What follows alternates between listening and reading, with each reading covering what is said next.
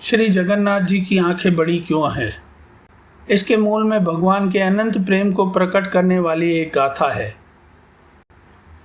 एक बार द्वारिका में रुक्मिणी आदि रानियों ने माता रोहिणी जी से प्रार्थना की कि वे श्री कृष्ण और गोपियों के बचपन की प्रेम लीलाओं की कहानी सुनना चाहती है।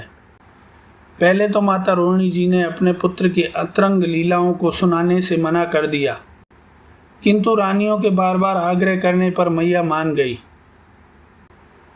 और उन्होंने सुभद्रा जी को महल के बाहर पहरा देने के लिए खड़ा कर दिया और महल का दरवाजा भीतर से बंद कर लिया ताकि कोई अनधिकारी उस विशुद्ध प्रेम के उन परम गोपनीय प्रसंगों को सुन ना सके। बहुत देर तक भीतर कथा प्रसंग चलते रहे और सुभद्रा जी बाहर पहरा देने के लिए सतर्क होकर खड़ी रही। इतने में द्वारिका के राज दरबार का कार्य निपटाकर श्री कृष्ण जी और बलराम जी वहां आ पहुंचे। उन्होंने महल के भीतर जाना चाहा, लेकिन सुभद्रा जी ने माता रोहिणी जी की आज्ञा बताकर उनको भीतर प्रवेश न करने दिया। वे दोनों भी सुभद्रा जी के पास बाहर ही बैठ गए और महल के द्वार खुलने की प्रतीक्षा करने लगे। उत्सुकतावश श्री कृष्ण जी भीतर चल रही वार्ता के प्रसंगों को कान लगाकर सुनने लगे। माता रोहिणी जी ने जब द्वारिका की रानियों को गोपियों के निष्काम प्रेम की भावपूर्ण प्रसंग सुनाए तो उन्हें सुनकर श्री कृष्ण जी अत्यंत रोमांचित हो गए। उन्हें स्मरण हो आया कि किस किस प्रकार गोपियां अपनी प्रिया और प्रियतम राधा कृष्ण को थोड़ा सा सुख देने के लिए ही उन्हें बड़े से बड़े सुख का त्याग कर देती थी। कैसे कैसे गोपियों ने मेरे प्रेम के लिए लोकलाज की तनिक भी परवाह नहीं की, न ही वेद शास्त्र का डर रखते हुए नरक आदि की कोई चिंता की। गोपियों के परम प्रेम के दिव्य भावों की वार्ता सुनकर श्री कृष्ण जी भावावेश में संकुचित होने लगे।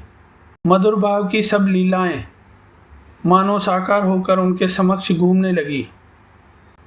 गोपियों के परम त्याग की बातें सुन सुनकर उनकी आंखें आश्चर्ययुक्त मधुर भाव के आवेश में फैलती ही चली गई और अतः श्री कृष्ण जी महाभाव की परम उच्चावस्था में प्रवेश कर गए। उनका सारा शरीर सिकुड़ चुका था। शरीर के शेष अंग शिथिल होकर छोटे पड़ गए, परंतु उनका चेहरा दमकता ही जा रहा था। आंखें लगातार फैलती ही चली गई। श्री दाऊ जी ने जब श्री कृष्ण जी की अपूर्व दष्ट उस दशा को देखा तो बाल सखाओं की स्मृतियों में भगवान अपना प्रगट लगाव देखकर वे भी परमानंद दशा में महाभाव में प्रवेश कर गए। उनका भी चिंतन भगवान से एकाकार हो जाने से उनकी शारीरिक दशा भी भगवान श्री कृष्ण जैसी हो ही गई। अपने ही चिंतन में खोई सुभद्रा जी ने भी जब अनायास ही अपने दोनों भाइयों को परम प्रेम की अवर्णीय अवस्था में देखा, उनके भी भक्त वत्सल व प्रेम अनुरक्त की भाव में चिंतन करके सुभद्रा जी भी तत्लीन होने लगी और देखते ही देखते वह भी तदारूप हो गई। उनकी भी शारीरिक दशा दोनों भाइयों जैसी हो ही गई। तभी वहां पर श्री नारद जी आ पहुंचे। महल के भीतर और बाहर की सारी परिस्थितियों को भली प्रकार देखकर समझ गए। नारद जी भगवान श्री कृष्ण जी के प्रेम में गदगद होकर आश्रितपूर्ण नेत्रों से भगवान की स्तुति करने लगे। नारद जी ने जब देखा कि गोपियों के विशुद्ध निष्काम प्रेम के चिंतन मात्र से कृष्ण जी, बलराम जी और सुभद्रा जी की अपूर्व अवर्णीय महादशा हो गई है, तो वे भी भगवान के प्रेम में पागल से ही हो उठे।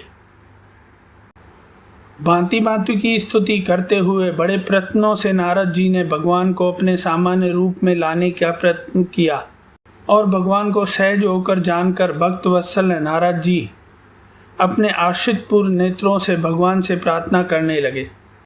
हे श्री कृष्ण, मैंने परम आनंद मग्न हुए महाभाव में निगमन हुए विस्फुरित नेत्रों वाले आपके जिस अति विशेष विग्रह के दर्शन किए हैं,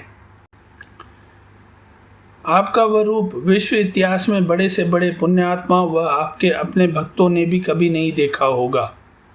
अब आप कोई ऐसी कृपा कीजिए जिससे कि आने वाले इस कलयुग में भी जो पापात्मा जीव होंगे वे आपके परम प्रेम में रूपांतरित हुए इस श्री विग्रह के दर्शन कर पाएं और परम प्रेम स्वरूपा गोपियों में आपके प्रति और आप में गोपियों के प्रति कैसा अनन्य भक्ति का विशुद्ध भाव था, इसका सब लोग चिंतन करते हुए निष्काम भक्ति के पथ पर आगे बढ़ते हुए अपना कल्याण कर सके तथा आपका दिव्य प्रेम पाने के पात्र बन सके।